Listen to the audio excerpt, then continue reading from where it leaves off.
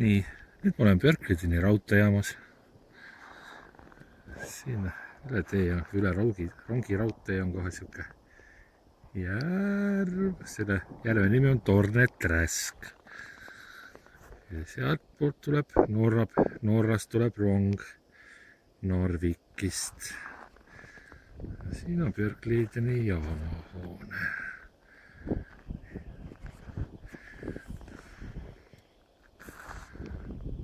Ja sinnapoole jääb Stockholm.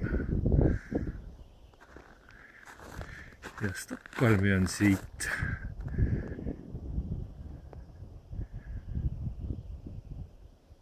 päris pikk maa.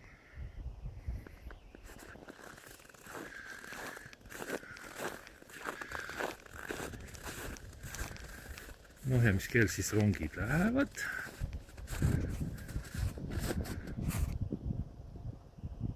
(12.11) läheb Hingirong.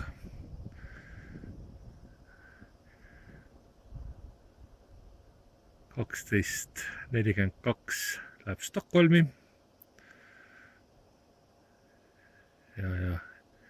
Ja nii edasi. Ise näete, lugege.